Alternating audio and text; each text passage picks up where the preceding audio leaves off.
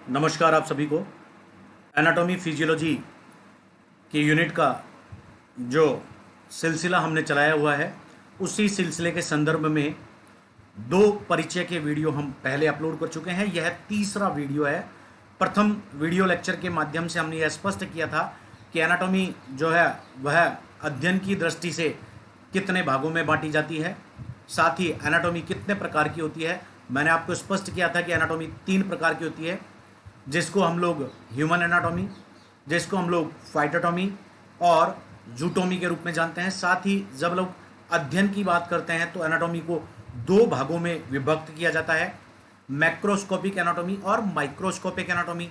Macroscopic anatomy जिसके अंदर बड़े अंगों की संरचना का अध्ययन किया जाता है, और माइक्रोस्कोपिक एनाटॉमी जिसके अंदर सूक्ष्म स्तर के अंगों का या सूक्ष्म संरचनाओं का अध्ययन किया जाता है।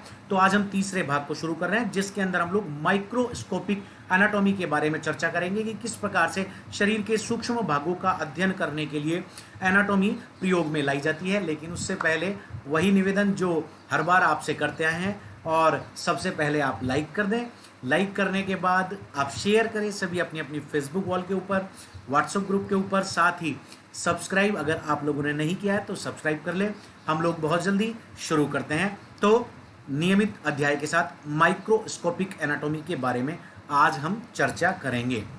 तो देखिए, सबसे पहले हम लोग यह स्पष्ट कर ले माइक्रोस्कोपिक एनाटॉमी। मैं परिभाषा पहले भी स्पष्ट करता हूं, अब हम लोग अर्थ के ऊपर चल रहे हैं कि क्या करती है। तो देखिए, हिंदी में इसे सूक्ष्म शरीर रचना विज्ञान कहते हैं, और यह सूक्ष्म स्तर पर ही मतलब माइक्रोस्कोपिक एनाटॉमी कहते हैं। और यह माइक्रो लेवल पर ही बॉडी की स्ट्रक्चर, जैसे कि माइक्रो लेवल पर क्या होती है, कोशिकाएं, टिश्यूज, इनकी संरचना देखती है। साथ ही कार्य के बारे में, जब कार्य की बात करेंगे, कार्य के क्या काम करती है, लेकिन उसका जब अध्ययन आएगा तो वह फिजियोलॉजी के अंदर चला जाएगा। तो सूक्ष्म स्तर की जो संरचनाएं हैं उनके बारे में यह हमारी संरचनाओं का अध्ययन करती है। जैसा कि आप इस डायग्राम के माध्यम से देख पा रहे हैं कि जब एक बच्चा, जिसकी यहाँ पर आप इमेज देख पा रहे हैं, इस बच्चे का संपूर्ण चेहरे का जब अध्ययन किया जा रहा है नग्न आंखों की दृष्टि से, तो वह कहलाएगा मैक्रोस्कोपिक एनाटॉमी। लेकिन जब इस बच्चे के चेहरे के अंदर जो पीछे छुपी हुई जो संरचनाएं हैं, स्किन का लेयर, स्किन के लेयर के बाद टिश्यूज का लेयर, और वो माइन्यूट सेल्स जो कि काम करती है संपूर्ण चेहरे के, तो उसका जब अध्ययन किया जाएगा वह माइक्रोस्कोपिक एनाटॉमी या सूक्ष्म शरीर संरचना विज्ञान के अंदर आएगा। बहुत अच्छे से स्पष्ट कर लीजिएगा, उच्च स्तरीय एग्जामों में इस एनाटॉमी के परिचयात्मक भाग में से 1-2 प्रश्न सदैव पूछे जाते हैं और बहुत कंफ्यूज करने वाले होते हैं। फिर जब हम बात करते हैं कि माइक्रोस्कोप एनाटॉमी, जिसको हमने कहा कि अभी सूक्ष्म शरीर संरचना विज्ञान, देखिए इसके अंदर एग्जैक्टली किया जाता है, सूक्ष्म स्तर पर शरीर की संरचनाओं का अध्ययन किया जाता है। अब सूक्ष्म संरचनाओं का निर्माण किससे होता है, तो देखिए शरीर की सबसे छोटी संरचनात्मक या कार्य की इकाई को कोशिका कहा जाता है। एक जैसा काम करने वाली कुछ कोशिकाएं जो एक विशिष्ट समूह बनाती हैं, वह एक ऊतक का निर्माण करती हैं। और एक ऊतक बहुत सारी कोशिकाओं का, एक जैसी कोशिकाओं का एक व्यवस्थीकरण होता है, एक फॉर्मुलेशन होता है। तो जब हम लोग स्ट्रक्चर के अध्ययन करने की बात करते हैं तो अलग अलग सेल्स का कभी स्ट्रक्चर नहीं हो पाता है। सेल्स की संख्या 10 की पावर 16 अरब हमारे संख्या शरीर के अंदर है। 10 की पावर 16 को आप 10 को 16 बार जब गुणा करें तो यह अरब की संख्याओं में इतने निकल कर आएंगे, तो बहुत सूक्ष्म। लेकिन ऊतकीय स्तर के ऊपर हम लोग बता पाते हैं कि इस ऊतक के अंदर एक स्पेसिफिक सेल्स का समूह है, और वो सेल्स एक स्पेसिफिक कार्य कर रही है, श्वसन का, उत्सर्जन का, या कोई अन्य कार्य कर रही है। तो हम लोग माइक्रोस्कोपिक एनाटॉमी को हिस्टोलॉजी के नाम से भी जान पाते हैं। मैं आपको आगे बताऊंगा माइक्रोस्कोपिक एनाटॉमी और हिस्टोलॉजी दोनों को। देखिए, हिस्टोलॉजी था वो सबसे पहले बिचट ने इसको कहा था, लेकिन माइक्रोस्कोपिक एनाटॉमी मार्सेलो मैल्कोपिकी ने कहा। दोनों के अंदर अंतर जो था वो सन 1700 के आसपास जाकर क्लियर हुआ था। जब हम लोग टिश्यूज के चैप्टर के ऊपर आएंगे तो इसको और मैं बहुत डीपली आपको पढ़ाऊंगा, लेकिन अभी हमारा उद्देश्य माइक्रोस्कोपिक एनाटॉमी को क्लियर करना। तो देखिए, माइक्रोस्कोपिक एनाटॉमी जिसको हिस्टोलॉजी भी कहते हैं, मैंने स्पष्ट किया, उसका काम क्या है, ऐसी संरचनाएं जिसको नग्न आंखों से नहीं देख पाते उनका अध्ययन करना। अब नग्न आंखों से देखिए, कल हमने मैक्रोस्कोपिक एनाटॉमी में पढ़ा कि एंडोस्कोपी डालकर मैं पाचन तंत्र का तो अध्ययन कर सकता हूं, लेकिन पाचन तंत्र में पाचन की कोशिकाओं का अध्ययन, या मैं कहूं यकृत के अंदर ग्लाइकोजन संग्रहित करने वाली कोशिकाओं का अध्ययन, यह सब माइक्रोस्कोपिक एनाटॉमी के अंतर्गत आएगा। साथ ही हम लोग क्या करते हैं माइक्रोस्कोपिक एनाटॉमी के अंदर कोई भी जब ऊतक देखते हैं तो उस ऊतक के बारे में हम लोग उसके लेयर्स को अलग अलग कर कर देखते हैं। जैसे आपके सामने यह एक स्किन का लेयर आ रहा है जिसके अंदर डर्मिस, एपिडर्मिस, सबक्यूटेनियस लेयर होता है और स्किन के ऊपर हमारे रोमल उपकला ऊतक भी होते हैं जिसको हम लोग सीलियाज कहते हैं, जिस तरह से आप इस डायग्राम में देख पा रहे हैं। हम देखते हैं अब जब मैं बात करूं सीलिया अपने आप में एक सेल है, उसके नीचे एपिडर्मिस, फिर डर्मिस और फिर सबक्यूटेनियस, यह समस्त कोशिकाओं का व्यवस्थीकरण है लेकिन अपने आप में अलग अलग ऊतक हैं। एक बाह्य त्वचीय ऊतक, एक अंतः त्वचीय ऊतक और एक उप त्वचीय ऊतक। तो हम लोग माइक्रोस्कोप की मदद से माइक्रोस्कोपिक एनाटॉमी में ये देखते हैं कि किस तरह से अलग अलग कोशिकाओं को एक के ऊपर एक या एक साथ या एक व्यवस्थित रूप में रखा गया है और यही अध्ययन माइक्रोस्कोपिक एनाटॉमी के अंदर किया जाता है। साथ ही जब हम लोग माइक्रोस्कोपिक एनाटॉमी की बात करते हैं तो हमें यह भी स्पष्ट करना चाहिए कि यह केवल मात्र शरीर की संरचना स्तर तक ही नहीं है। अगर शरीर के अंदर कोई व्याधि हो जाती है, मान लीजिए जैसे आपके सामने यहाँ एग्जाम्पल दिया हुआ है कैंसर सेल्स का, और कैंसर सेल्स शरीर में किस तरह से अन्य मानव अंगों को या ऊतकों को प्रभावित कर रही हैं, क्योंकि कैंसर की कोशिकाएं भी जीवित कोशिकाओं के अंदर आती हैं जो एनलार्ज होती जाती हैं और एनलार्ज होते होते एक दिन इतनी ज़्यादा जटिल हो जाती है कि वह लाइलाज हो जाती है। तो यह सब अध्ययन भी माइक्रोस्कोपिक एनाटॉमी के अंदर आता है। मतलब स्पष्ट कीजिएगा कि जब हम लोग किसी ऐसी व्याधि के बारे में बात करते हैं जिसकी कोशिकाएं शरीर के अंदर बन गई और वो कोशिकाएं बनने के बाद किसी अन्य ऊतक को प्रभावित कर रही है, यह समस्त अध्ययन भी माइक्रोस्कोपिक एनाटॉमी के अंदर ही आएगा।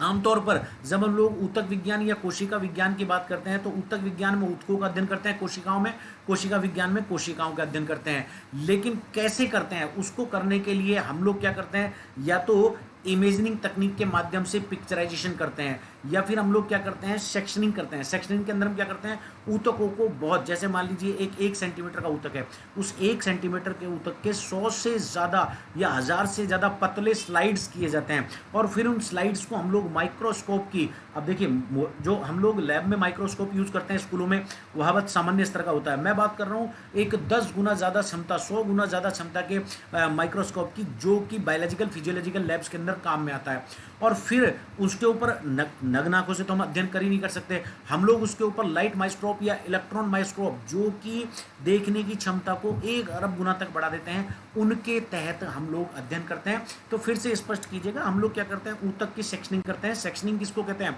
बहुत पतले पतले हिस्से के अंदर स्लाइड्स तैयार की जाती है, फिर उन स्लाइड्स का अध्ययन किया जाता है, क्योंकि वो स्लाइड्स तो नग्न आंखों से दिखने पर धुंधली दिखेगी। और इस काम के लिए हम लोग कौन से माइक्रोस्कोप का यूज करते हैं, लाइट माइक्रोस्कोप या इलेक्ट्रॉन माइक्रोस्कोप का यूज किया जाता है। सेक्शनिंग में क्या करते हैं हम लोग ऊतक को बहुत पतले पतले स्लाइस के अंदर काटते हैं, जैसे आम की स्लाइस काटी। और यही मैंने जैसे अभी एक्सप्लेन किया, सेक्शनिंग का मतलब सेक्शनिंग के अंदर जितने ज़्यादा उसके हिस्से बनाए जा सके, जितने हिस्से बनाए जा सके। जैसे आपके सामने यहाँ पर एक लीवर का एग्जाम्पल दिया हुआ है, पहले लीवर को 4 हिस्सों में काटा गया, फिर 4 हिस्सों में से एक हिस्से को और माइनर हिस्सों में काटा गया, फिर उसके भी बहुत छोटे छोटे छोटे टुकड़े किए गए, तब जाकर माइक्रोस्कोपिक एनाटॉमी जो है अध्ययन की जाएगी। अब फिर से इस चित्र को देखिएगा, जहां पर व्यक्ति के अंदर लीवर को इंडिकेट किया जा रहा है। लीवर को तो हम एंडोस्कोपी से नग्न आंखों से देख सकते हैं, लेकिन फिर उस लीवर के अंदर अगर कोई समस्या है तो फिर उस समस्या को डायग्नोस करने के बाद अगर वो टिश्यू लेवल पर है, सेल लेवल पर है, तो हमें माइक्रोस्कोपिक एनाटॉमी का प्रयोग करना ही करना पड़ता है। अब इसी के साथ साथ हम लोग एक चीज के बारे में और बात करते हैं, हिस्टोलॉजिकल स्टेनिंग। अब हिस्टोलॉजिकल स्टेनिंग क्या होती है, हिस्टोलॉजिकल स्टेनिंग के अंदर क्या किया जाता है कि कोई भी, जैसे हमने ऊतक लिया, उसके अंदर हम लोग, जैसे कल मैंने आपको एक बताया था जिसके अंदर पारदर्शी डाई जो छोड़ी जाती है, हम लोग उन ऊतकों के रंग को परिवर्तन करने का काम करते हैं। कारण क्या होता है कि मान लीजिए बहुत सारे ऊतक है, हजारों ऊतक है, हजारों ऊतक में से हमें किसी विशेष ऊतक को हमें अध्ययन करना है, तो सबसे पहले हम लोग वैसे जैसे हमने डाई छोड़ी थी वैसे एक डाई छोड़कर इंसर्ट कर कर हम लोग पर्टिकुलर एरिया के या पर्टिकुलर जिन टिश्यूज को हम लोग स्टडी करना चाहते हैं उनके ऊपर एक डाई छोड़ेंगे, जिससे उस एरिया के ऊतकों का रंग बदल जाएगा। कोशिकाओं या ऊतकों का रंग बदलने की क्रिया को हम लोग स्टेनिंग कहते हैं। याद कर लीजिएगा इसको, कोशिकाओं या ऊतकों के रंग बदलने की क्रिया को हम लोग स्टेनिंग कहते हैं। जैसे कि आपके सामने यहाँ गॉल ब्लैडर के हिस्टोलॉजी को बताया हुआ है, और उस गॉल ब्लैडर की हिस्टोलॉजी के अंदर बहुत अच्छे से इसने बताया कि हम लोग पर्टिकुलर लूमेन नाम के ऊतक का जब अध्ययन करने के लिए काम करते हैं, एपिथेलियम या अन्य, तो हम एक विशेष एरिया के ऊतकों को एक विशेष रंग दे देते हैं, जो यहाँ लाल रंग से चित्रित किया जा रहा है। तो पुनः इस चीज के ऊपर नोटिस कीजिएगा कई बार एग्जाम में प्रश्न आता है, कोशिकाओं या ऊतकों के रंग परिवर्तन की क्रिया क्या कहलाती है? स्टेनिंग कहलाती है। साथ ही जब हम लोग हिस्टोलॉजी की बात करते हैं कि हिस्टोलॉजी विज्ञान में और किस तरह से सहायक है, तो हिस्टोलॉजी देखिए, हिस्टोलॉजी कई तरह से अप्लाइड की जा सकती है। फर्स्ट ऑफ ऑल, तो जब हम लोग 11वीं 12वीं या मेडिकल के स्टूडेंट्स की बात करते हैं, तो जब ऊतकों का अध्ययन सिखाया जाता है, तो देखिए ऊतक नंगी आंखों से तो देखे जा ही नहीं सकते, माइक्रोस्कोपिक एनाटॉमी से होंगे, तो हम लोग क्या करते हैं, जैविक ऊतकों को लेकर लैब्स के अंदर उनकी माइक्रो स्ट्रक्चर बनाते हैं और उसकी मदद से फिर जीव विज्ञान, फिजियोलॉजी, किन्सियोलॉजी के विद्यार्थियों को सिखाते हैं कि पर्टिकुलर ऊतक का पर्टिकुलर काम होता है। जैसे कि आप यहाँ देख पा रहे हैं, जब हम लोग ब्लड टेस्टिंग की बात करते हैं, तो ब्लड्स के अंदर भी सबसे पहले हम उसका ब्लड ग्रुप निकालते हैं, तो ब्लड ग्रुप के लिए, क्योंकि ब्लड भी तो कोशिकाओं का ही बना होता है, समस्त शरीर की कोशिकाएं, और ब्लड अपने आप में एक ऊतक है। अब मैं कहूँ कौन सा ऊतक है, तो संयोजी ऊतक है, कनेक्टिव टिश्यू है, तरल ऊतक है जो शरीर को संपूर्ण जोड़े रखता है। तो इस तरह से अध्ययन के रूप में प्रयोग लिया जाता है। इसी के साथ जब हम बात करते हैं कि हिस्टोलॉजी, तो डायग्नोसिस के काम भी आती है। डायग्नोस क्या आता है, जैसे आप मार्केट में जाते हैं, आप देखते हैं बहुत सारी डायग्नोसिस लैब्स होती हैं। वो डायग्नोसिस लैब्स क्या काम करती है, डायग्नोसिस लैब्स शरीर के अंदर पहले ये पता लगाती है कि बीमारी किस हिस्से में है, यह खोज करने का काम करती है। और इसके लिए हम लोग हिस्टोलॉजिस्ट की मदद लेते हैं। पहले जब हम लोग वैज्ञानिक रूप से हिस्टोलॉजी का अध्ययन करने की बात करते हैं, तो वह काम करता है हिस्टोलॉजिस्ट, ठीक है। उसके लिए जैसे मान लीजिए या तो ऊतक का नमूना लेना है या बायोप्सी करनी है। एक और बात आती है, बायोप्सी किसे कहते हैं, मान लीजिए हाथ की एक पर्टिकुलर ऊतक को काट के मुझे जांघ पर लगाना है या प्लास्टिक सर्जरी करना है, तो यह काम बायोप्सी कहलाता है। शरीर के एक जगह के ऊतक को दूसरी जगह पर प्रत्यारोपित कर देना, यह बायोप्सी कहलाता है। तो जब वैज्ञानिक अध्ययन की बात करते हैं, तो यह काम हिस्टोलॉजिस्ट करता है। अब डायग्नोस करने के बाद, जब देखिए, जैसे सीधा सा हम कह सकते हैं कि मान लीजिए यही काम वो हिस्टोलॉजिस्ट जो कर रहा है, फॉरेंसिक लैब में क्या काम होता है, फॉरेंसिक लैब के अंदर भी हिस्टोलॉजी काम में आती है। लेकिन फॉरेंसिक लैब के अंदर क्या काम आती है, जब हमने पोस्टमार्टम किया तो उसको हमने कैडावर कह दिया, लेकिन जब हमने पोस्टमार्टम या कैडावर की साइंटिफिक जांच करी कि भैया शरीर के किस हिस्से में क्या जहर पाया था, या 10 घंटे पहले इसने खाना खाया तो क्या खाना खाया, इससे किस ऊतक के अंदर क्या परिवर्तन आया, कौन सा टिश्यू कैसे इफेक्टेड हुआ, तो ये सारे काम जब हम लोग वैज्ञानिक तरीके से कैडावर की एनालिसिस करते हैं, साइंटिफिक कैडावर की एनालिसिस करते हैं, तो यह काम फॉरेंसिक जांच कहलाती है, फॉरेंसिक टेस्ट। और आज की डेट में सबसे ज़्यादा फॉरेंसिक टेस्ट किए जाते हैं, लेकिन उसमें भी हिस्टोलॉजी की मदद पड़ती ही पड़ती है। यहीं हम यह भी चीज़ स्पष्ट करेंगे कि जब कैडावर जब टेस्टिंग होती है, तो फॉरेंसिक जांच में जो एनालिसिस किया जाता है, तो उस एनालिसिस में अगर हिस्टोलॉजी का मदद ली जाए, तो वह हिस्टोलॉजी की मदद जो है वह और इजी काम कर देती है। अब जैसा हमने अभी थोड़ा पहले पढ़ा था कि पैथोलॉजिस्ट क्या, कि एक चीज़ आई थी डायग्नोस करना। डायग्नोस कौन करता है, डायग्नोस जो होता है वो पैथोलॉजिस्ट करता है। जो आपने बहुत सी जगह मार्केटों में देखा होगा, पैथोलॉजी लैब, डायग्नोसिस लैब। तो पैथोलॉजी का मतलब है खोज करना, डायग्नोसिस का मतलब है पता लगाना, शरीर के किस ऊतक में कौन सी व्याधि है, क्या समस्या आई है, यह डायग्नोस किया जाता है। डायग्नोस कौन करता है, पैथोलॉजिस्ट करता है। इसलिए बहुत सी जगह आपको लिखा मिलेगा डायग्नोसिस लैब या लिखा मिलेगा पैथोलॉजिस्ट लैब। तो जो अगर हिस्टोलॉजी की सहायता से डायग्नोस का काम किया जाता है, तो यह काम करने वाला व्यक्ति हिस्टोपैथोलॉजिस्ट कहलाता है। इस चीज़ को भी आप लोग स्पष्ट कर लीजिएगा, क्योंकि फॉरेंसिक जांच में कई बार लैब में जो लोग काम करते हैं, वो हिस्टोलॉजी की मदद से यह पता लगाने का काम करते हैं कि क्या समस्या थी, तो यह हिस्टोपैथोलॉजिस्ट काम करते हैं। तो इस तरह से मित्रों, जब हमने बात करी कि हम लोगों ने लगभग यूनिट जो शारीरिक शिक्षा की है उसके प्रत्येक हिस्से को उठाते हुए चल रहे हैं, साथ ही साथ आपकी उच्च स्तरीय तैयारी भी हम लोग कराते चलेंगे।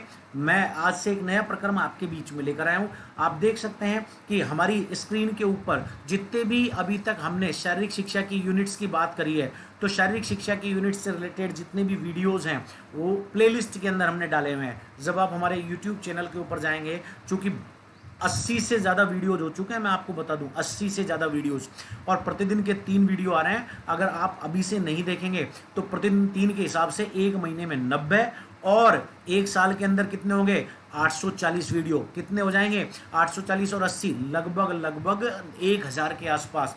तो आप लोग प्लेलिस्ट की मदद से अभी से इनको नोट डाउन करना शुरू कर दें, क्योंकि जब एग्जाम आएगा तो एक दिन में केवल 24 घंटे होते हैं, और आप एक वीडियो देखेंगे तो 24 घंटे में केवल 24 घंटे के वीडियो ही देख पाएंगे।